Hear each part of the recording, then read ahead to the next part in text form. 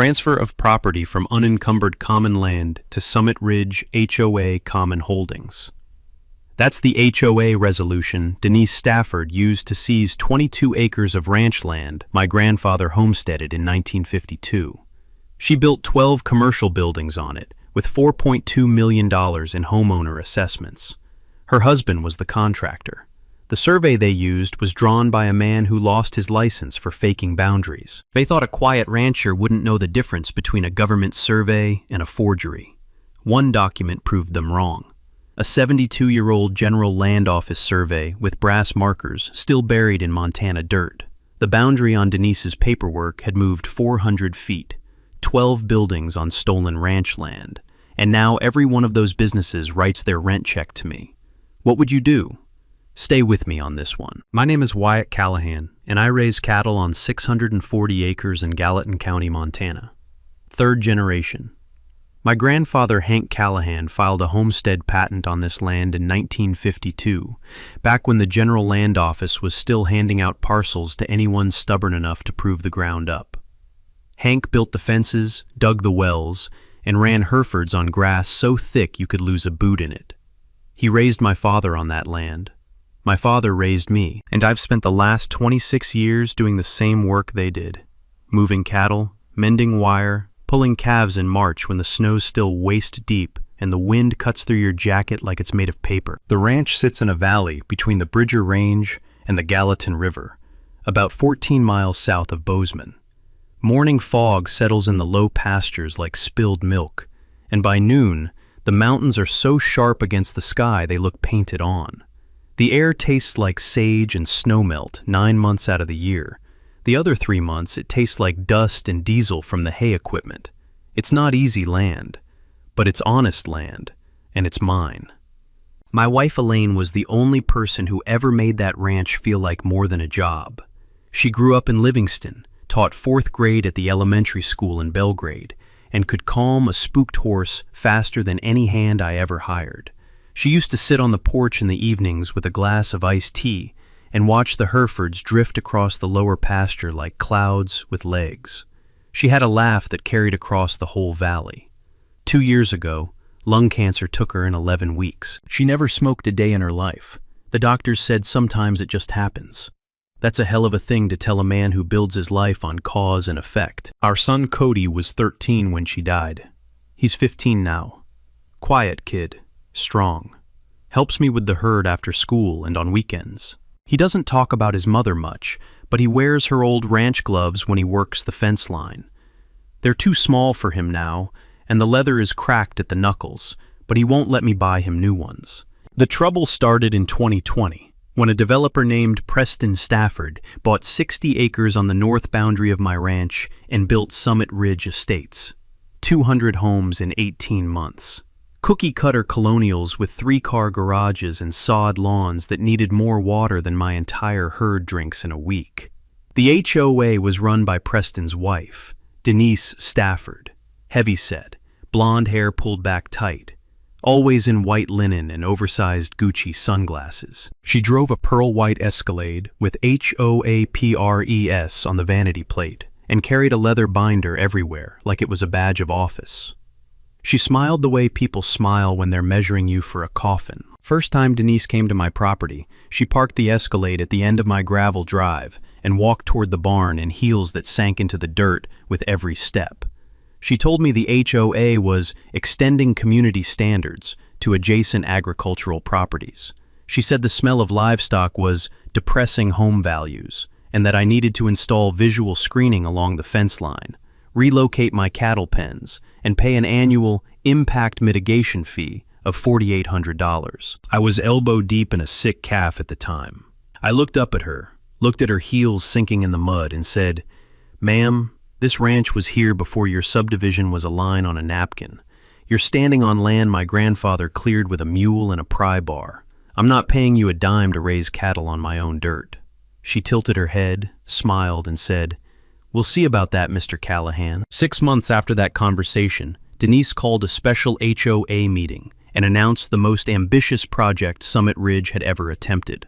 She called it the Summit Ridge Commercial Village, 12 commercial buildings on 18 acres along the western edge of the subdivision, a craft brewery, 3 restaurants, a medical clinic, a dental office, a yoga and wellness studio, a real estate office, a coffee shop, a pet grooming salon, an insurance agency, and a general store with a deli counter. The cost was $4.2 million. Denise told the homeowners the project would transform Summit Ridge from a bedroom community into a destination and increase property values by 15 to 20%. To fund it, the HOA would levy a special assessment of $2,400 per household per year for 5 years, plus take out a construction loan under the HOA's name. And the contractor? Preston Stafford, Denise's husband. She announced this with a straight face, like hiring your own spouse with your neighbor's money was a perfectly normal Tuesday. 3 homeowners asked about the conflict of interest. A retired contractor named Pete Simonson stood up and said, "Denise, your husband is the builder, and you're the one approving the contract. That's the definition of a conflict." Denise smiled the way a parent smiles at a child who said something embarrassing at dinner. "Pete, the board has thoroughly vetted all applicants. Preston submitted the lowest and most qualified bid." She didn't mention that Preston was the only applicant. She also didn't mention that his bid was double what a comparable project would cost in Gallatin County. I know because I asked a contractor friend in Bozeman to look at the plans. He spread the drawings across his shop table, ran his finger down the line items, and whistled through his teeth. Whoever priced this is either incompetent or stealing. These foundation costs alone are 40% above market, and the site work, grading, drainage, utilities. He's charging like he's building on bedrock. That land is flat prairie grass. A high school kid could grade it with a rented skid steer. I also noticed something in the fine print of the HOA meeting minutes that most homeowners probably skimmed past. The special assessment was structured as a mandatory lien against each property. If a homeowner refused to pay, the HOA could place a lien on their home. 200 families had just been locked into paying $2,400 a year for 5 years, $12,000 total, whether they wanted a commercial village or not. And the money went straight to the HOA president's husband. The construction site sat right along my western fence line. I watched the surveyors come first. 2 men with a total station and orange flags, marking corners and running string lines across the ground. Something about the placement bothered me. The stakes were close, too close. One of them was less than 10 feet from my fence. The same fence my grandfather built in 1953. The same post line I'd been maintaining for 26 years. I walked out to the nearest stake and looked at the survey flag. It had a reference number and a date. A 1998 Gallatin County boundary survey conducted by a firm called Durkin Land Services. I'd never heard of them, and I'd never seen anyone survey that boundary line in my entire life on this ranch. I called the Gallatin County Surveyor's office and asked about the 1998 survey on file for my property boundary. The clerk confirmed it existed, filed by Lyle Durkin, licensed surveyor, on behalf of a client named Preston Stafford. The survey showed the boundary between my ranch and what was then vacant BLM-adjacent land, sitting 400 feet east of where my grandfather's fence had stood for half a century. 400 feet. That's not a rounding error. That's not a surveyor's margin. That's 2 football fields of land that someone had quietly moved from one side of a line to the other with a pen and a transit. I asked the clerk if there was an older survey on file. She said the original boundary was established by a General Land Office survey when the homestead patent was issued, but those records were held by the Bureau of Land Management in Billings, not the county. She suggested I request a copy. I thanked her and hung up. Then I walked back out to the fence line and stood there for a long time, looking at those orange flags planted in dirt my grandfather broke with his own hands. Construction started in April. Heavy equipment rolled in on a Monday morning. 2 excavators, a bulldozer, 3 dump trucks, and a concrete pump that shook the ground hard enough to spook my cattle in the near pasture. The Herefords bunched up against the far fence and wouldn't come back to the water trough for 2 days. I had to drag a portable tank across the field on the back of my ATV. By the end of the first week, they dug foundations for the first 4 buildings. The excavation was massive. trenches 8 feet deep, spoil piles 20 feet high. The dust was constant. It settled on my hay barn, on the water troughs, on Elaine's garden that Cody still maintained exactly the way she'd left it. Fine gray powder on the tomato plants, on the sunflowers, on the wooden cross I'd put at the garden's edge with her name on it. I filed a dust complaint with the county. An inspector came out, measured particulate levels, and told the construction crew to wet down the site. They ran a water truck for 2 days, then stopped. The dust came back. Then the creek happened. Trout Creek ran through the southeast corner of my property. Cold, clear water fed by snowmelt from the bridgers. My cattle drank from it. The cutthroat trout in it had been there longer than any of us. One morning, Cody came in from checking fence and said the water was brown. I walked down and found construction runoff, a slurry of concrete washout, diesel-stained mud, and sediment, pouring through a culvert that the construction crew had routed under the road and directly into my creek. I called Montana Fish, Wildlife, and Parks. A game warden named Ray Thorson drove out the same afternoon. He knelt at the creek bank, dipped a sample bottle into the brown water, and held it up to the light. The sediment was so thick you couldn't see through it. He walked upstream to the culvert, took photographs, and wrote the construction site a violation notice for discharging pollutants into a Class 1 trout stream. The fine was $7,500. Preston paid it the same day, like it was a parking ticket. Didn't even contest it. Didn't apologize. Just wrote a check and kept building. Under Montana's Stream Protection Act, discharging construction runoff into a classified trout stream without a stormwater management plan is a criminal offense, not just a civil fine. Ray told me off the record that if the discharge continued, he could refer it to the county attorney for prosecution. Preston's crew installed a silt fence the next week.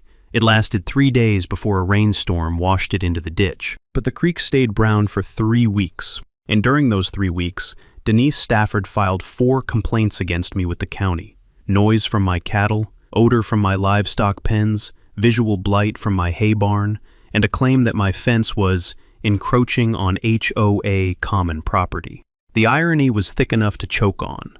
Her husband's construction site was dumping toxic runoff into my creek, and she was complaining about the smell of my cows. The county dismissed all 4 complaints.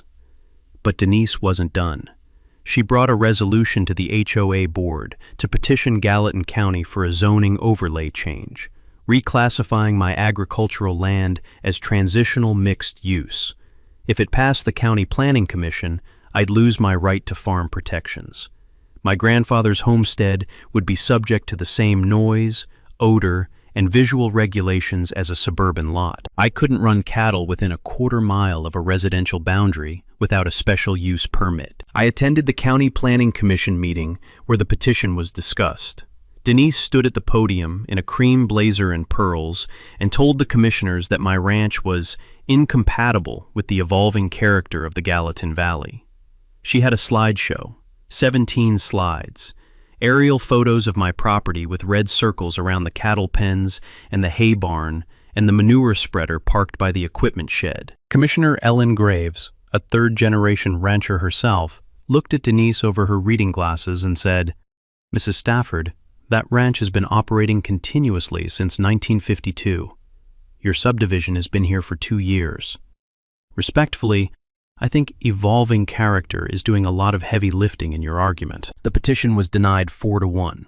The lone yes vote came from a commissioner whose daughter lived in Summit Ridge. The other 4 weren't having it. Denise gathered her slideshow printouts, shoved them into her binder, and left without shaking anyone's hand. She didn't look at me. She didn't look at anyone. She walked straight to the Escalade in the parking lot and sat there for 5 minutes before driving away. I stood in the parking lot afterward, feeling the October wind pull at my jacket, watching her taillights disappear down Main Street. The sky was turning the color of cold iron.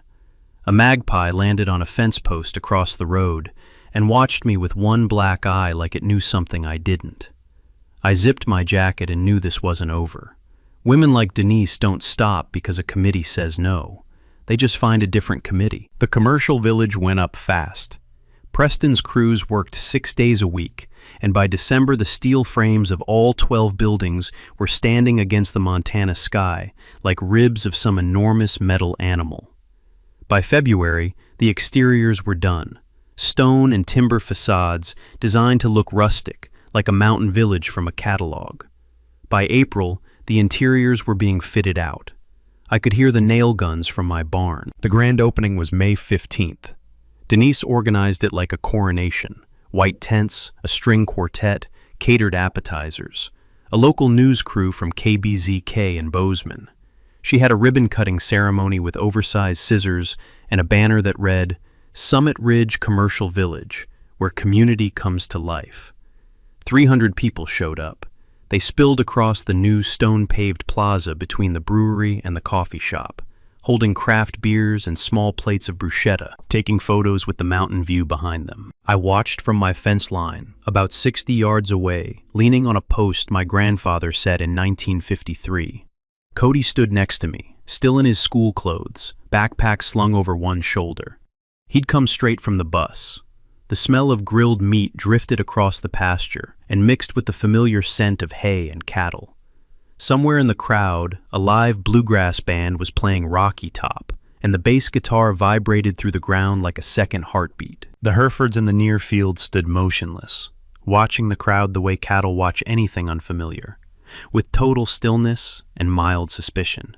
One old cow, a 12-year-old brood cow I called Patches because of the white spot on her forehead, turned her back to the whole scene and started grazing. I envied her judgment. "That's our land, isn't it, Dad?"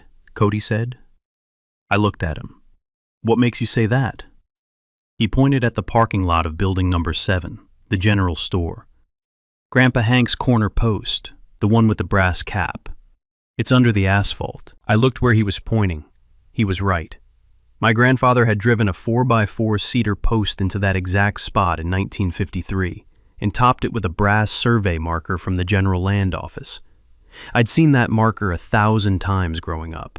It was the northwest corner of our homestead patent, the anchor point for the entire property boundary, and it was now buried under 6 inches of asphalt and a parking lot full of SUVs. I'd already requested the original GLO survey from the Bureau of Land Management office in Billings. It arrived 3 days later in a certified envelope, a yellowed document with hand-drawn boundary lines, precise measurements in chains and links, and the signature of the surveyor who'd established the corners in 1952. I spread it on the kitchen table next to the 1998 Durkin survey that the county had on file. They didn't match. The 1952 GLO survey showed the western boundary of the Callahan homestead running along a bearing that placed it 412 feet west of where Durkin's 1998 survey showed it. 412 feet. In a straight line running north-south for nearly a quarter mile. That meant the entire commercial village, all 12 buildings, the plaza, the parking lots, the landscaping, the underground utilities, sat on 22 acres of land that the General Land Office of the United States had deeded to Hank Callahan 72 years ago. 22 acres, 12 buildings, $4.2 million in construction, all of it on my dirt. I sat at that kitchen table for a long time. The numbers were right there in front of me, drawn in ink that was older than most of the people living in Summit Ridge. 412 feet. I measured it on the aerial map with a ruler and a pencil. The true boundary line ran through the parking lot of Building 7, through the foundation of Building 8, through the patio of the brewery, and through every structure east of it. 12 buildings, every single one. The house was quiet. Cody was asleep down the hall. Elaine's iced tea pitcher, the blue one with the chipped handle, sat empty on the counter where it had sat every night since she died, because neither of us could bring ourselves to put it away. Outside, the wind pushed against the windows the way Montana wind does in late spring. Steady, cold, patient. I folded both surveys, put them in a manila envelope, and locked it in the fireproof safe in my office. Then I went to bed. I didn't sleep, but I went to bed.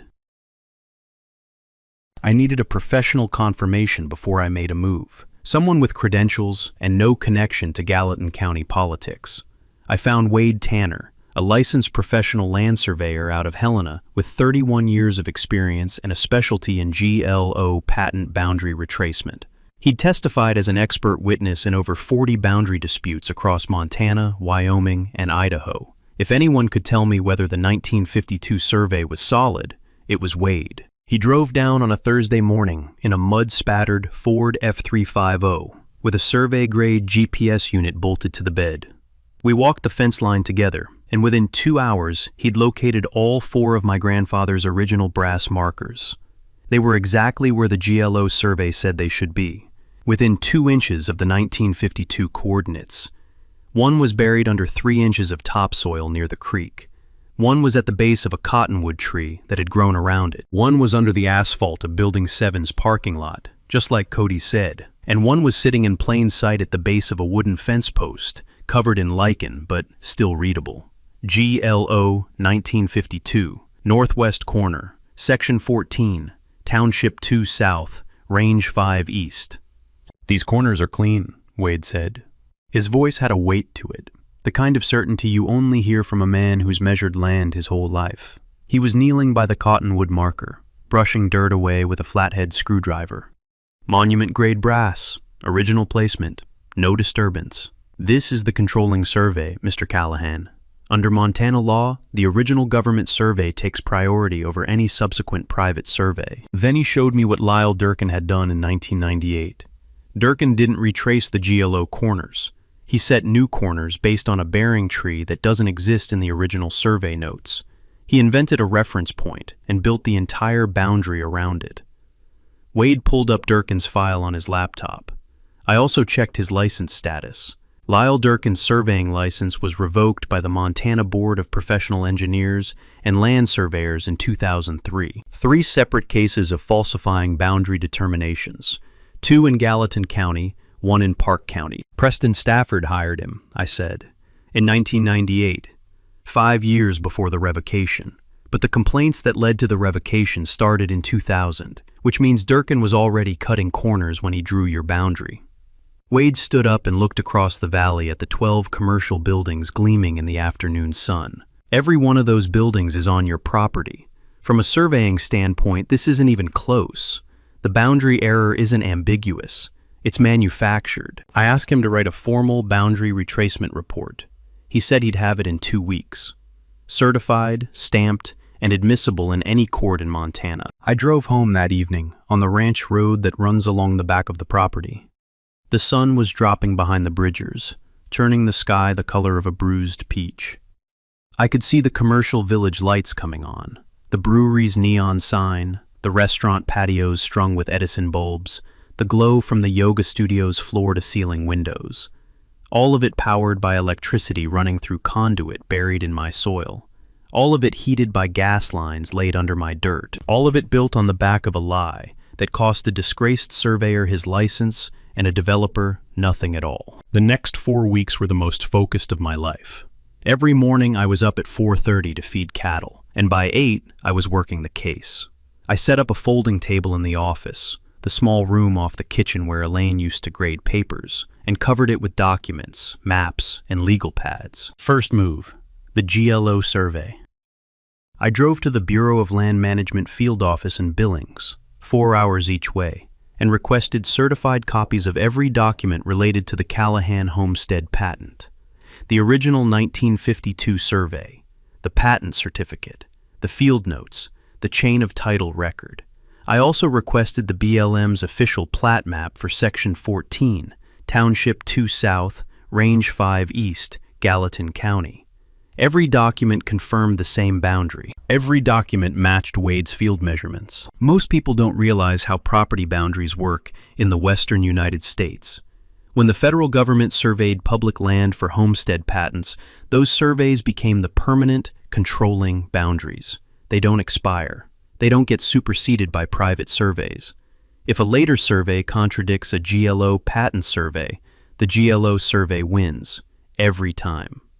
Montana Code 7022-101 is explicit. Original government corner monuments are the true corners of the lands they were intended to designate, and they cannot be overridden by a subsequent survey. The brass marker my grandfather planted in 1952 has more legal authority than every piece of paper Preston Stafford has ever filed. Second move, the legal team. I hired a property attorney named Garrett Shaw out of Bozeman. Garrett specialized in boundary disputes and public land law. He'd handled cases involving BLM patents, mineral rights, and ranch boundary conflicts across southwestern Montana for 20 years. When I showed him the two surveys side by side, he said 3 words: "You own everything." Third move, the Durkin file.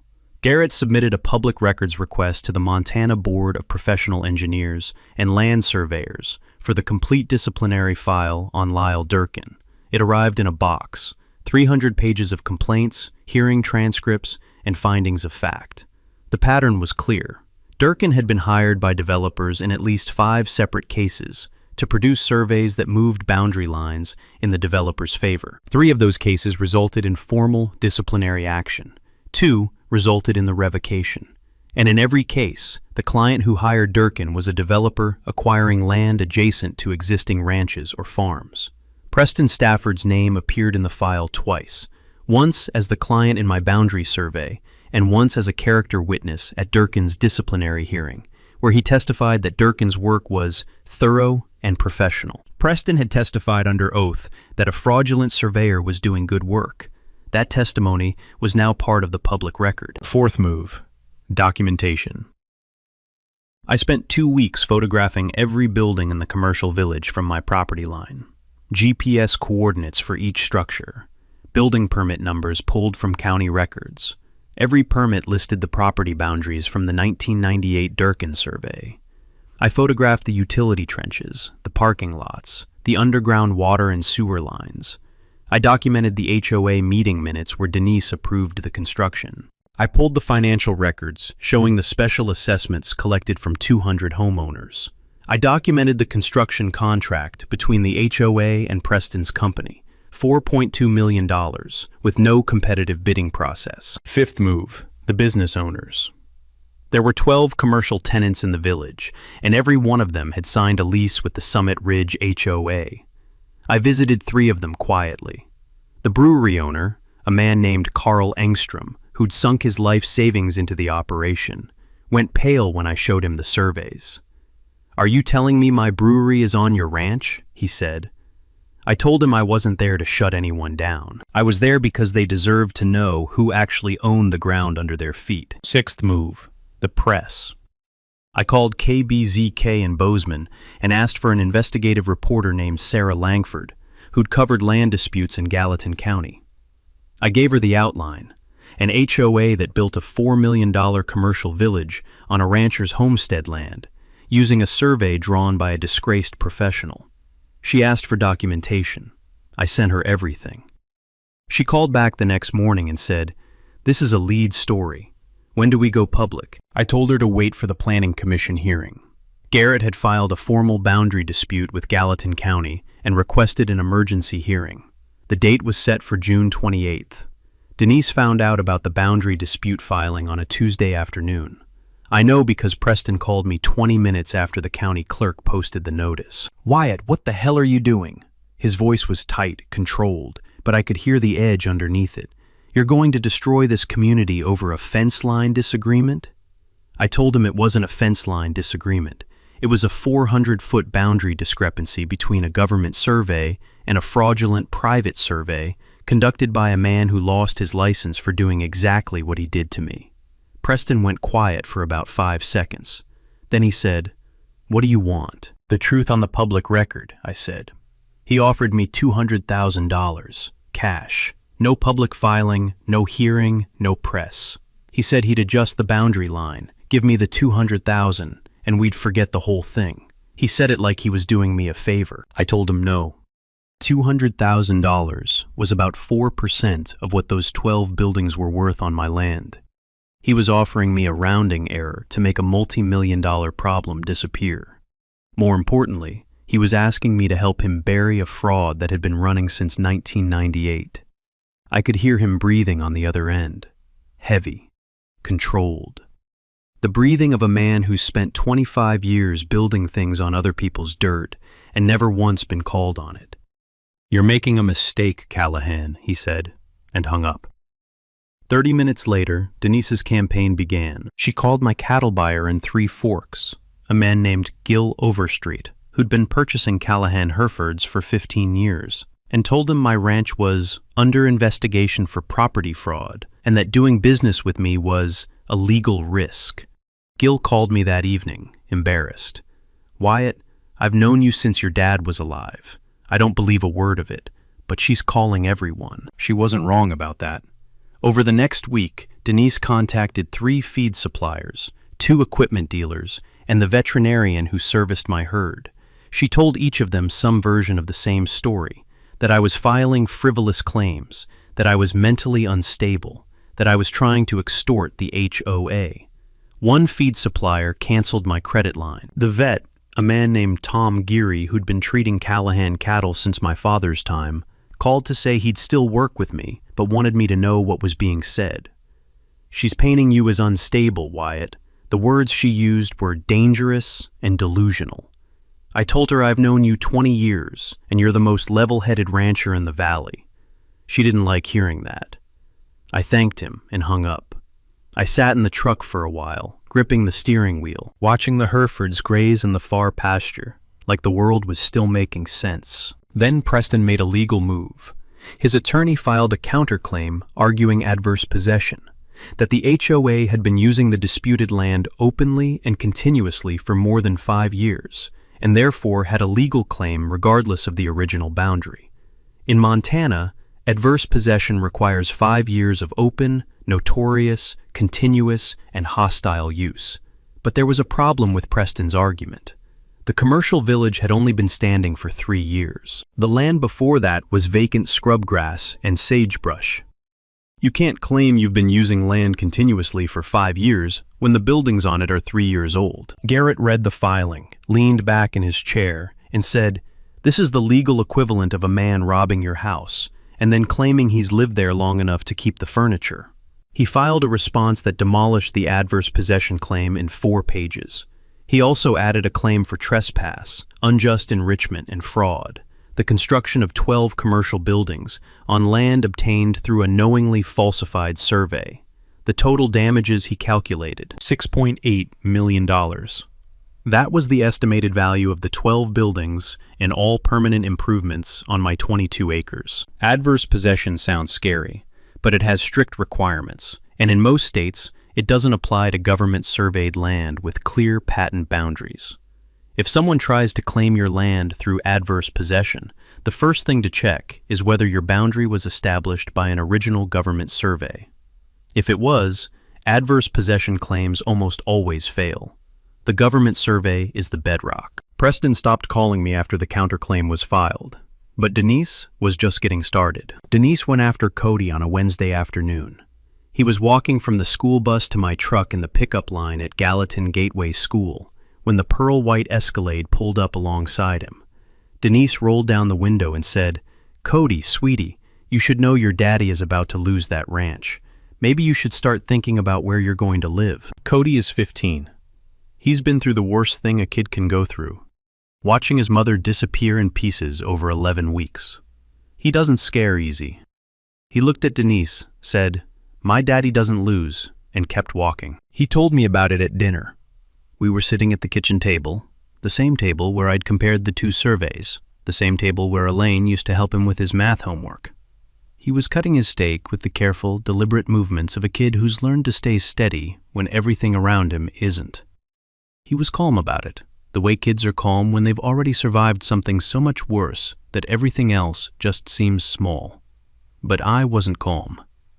The fork in my hand was shaking, not from fear, from the effort of not driving to Summit Ridge and saying things to Denise Stafford that would end with me in handcuffs. I called Garrett. He filed a petition for a protective order the next morning. The judge granted it by noon. Denise Stafford was ordered to stay 300 feet from Cody, his school, and our ranch house. Violation meant immediate arrest. Denise responded the way she always did, by going louder. She posted on the Summit Ridge Facebook group that I was weaponizing my child in a property dispute, and that the boundary claim was a fabricated scheme by a failing rancher trying to steal community assets. She tagged the post with "Protect Summit Ridge" and pinned it to the top of the group page. 63 people liked it. 22 left comments supporting her. But not everyone was buying it. A homeowner named Craig Bettinger knocked on my door 3 days later. He was a retired accountant who'd moved to Summit Ridge from Billings. He brought a folder. Inside were 3 years of HOA financial statements, the ones Denise distributed at annual meetings, alongside the actual bank records he'd obtained through a member's right to audit request. "The numbers don't match," Craig said. He spread the documents across my kitchen table, the same table where I'd compared the two surveys. Denise reported construction costs of $4.2 million. The bank records show Preston was paid $4.8 million. That's $600,000 unaccounted for. And the special assessments collected from homeowners total $1.4 million. But only $900,000 is reflected in the construction fund. $500,000 is missing. He'd found the embezzlement trail. Denise and Preston had been skimming HOA funds from the very beginning. The special assessments, the construction contract, the operating budget. Every financial document she'd presented to the homeowners was a sanitized version of the truth. Craig had already contacted 4 other homeowners. All of them wanted answers. All of them were tired of paying $2,400 a year for a commercial village they were starting to suspect was built on stolen land, with stolen money. Sarah Langford at KBZK was building her story. I'd given her the survey documents, the Durkin disciplinary file, and now Craig's financial discrepancy analysis. She had enough for a 3-part series. She told me she'd hold the story until after the hearing. "The hearing will be the lead," she said. "Everything else is context." The hearing was 8 days away. Every piece was in position. The GLO survey, the brass markers, Wade's retracement report, the Durkin file, the financial records, the press, the business owners who deserved to know the truth, and a 15-year-old kid who told the woman trying to intimidate him that his daddy doesn't lose. I spent the night before the hearing sitting on the porch where Elaine used to drink her iced tea. The Herefords were dark shapes against the lower pasture, barely visible in the moonlight. The mountains were black outlines. The wind was still for once. Just silence and stars and the smell of grass and distance. I thought about Hank driving those brass markers into the ground in 1952, establishing the corners of everything that mattered. And I thought about how some boundaries hold, no matter what. June 28th, Gallatin County Administration Building, Bozeman. The Planning Commission hearing room was standing room only. Commissioner Ellen Graves, the same rancher's daughter who'd shut down Denise's zoning petition a year earlier, sat at the center of the 5-member panel. Behind her, the county seal.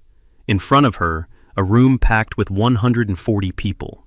Summit Ridge homeowners, business owners from the commercial village, local ranchers, a reporter from the Bozeman Daily Chronicle, Sarah Langford from KBZK with a cameraman, and me.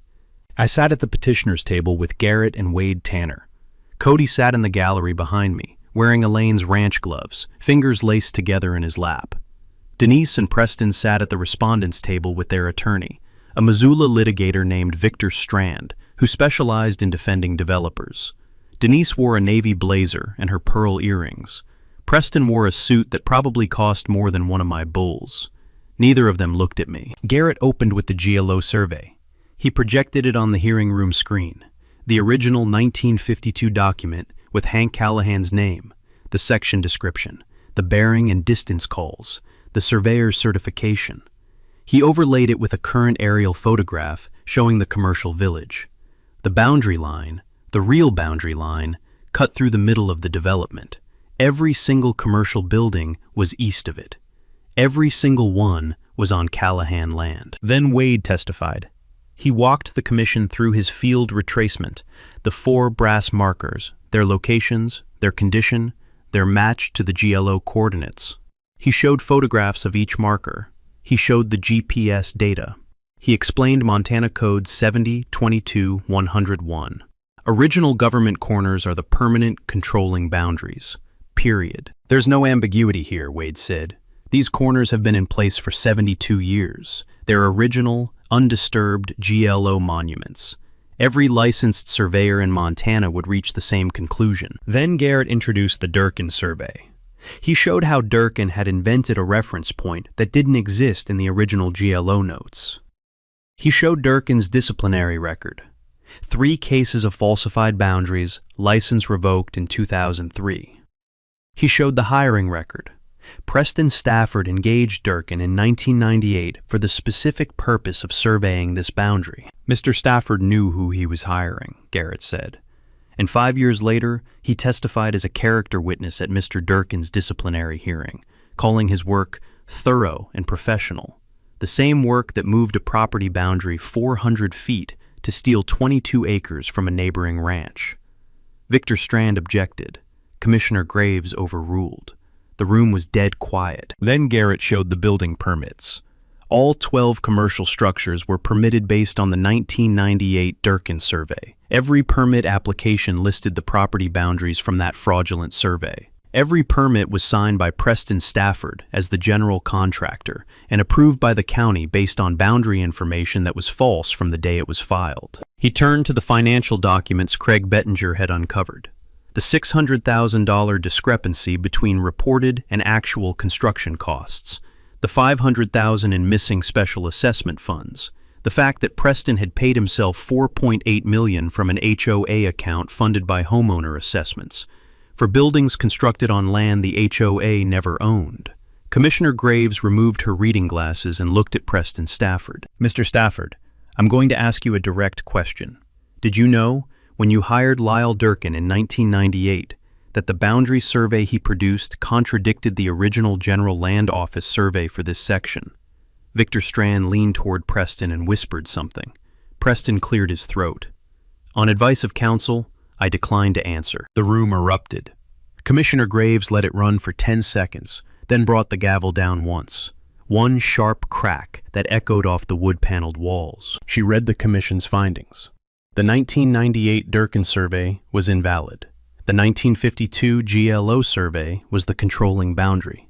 All 12 commercial buildings were located on land legally owned by Wyatt Callahan under the original homestead patent. Building permits issued based on the Durkin survey were suspended pending review. The commission recommended criminal referral to the Gallatin County Attorney's Office for investigation of survey fraud, permit fraud, and misuse of HOA funds. Denise stood up. This is a witch hunt. That rancher is trying to... Mrs. Stafford, Commissioner Graves said, you are not recognized. Sit down. Denise sat. I looked over my shoulder at Cody. He wasn't crying. He was sitting straight, hands still folded, wearing his mother's gloves.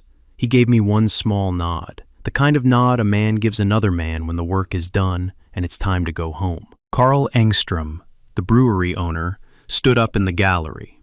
Commissioner Graves, if the HOA doesn't own the land, what happens to our leases?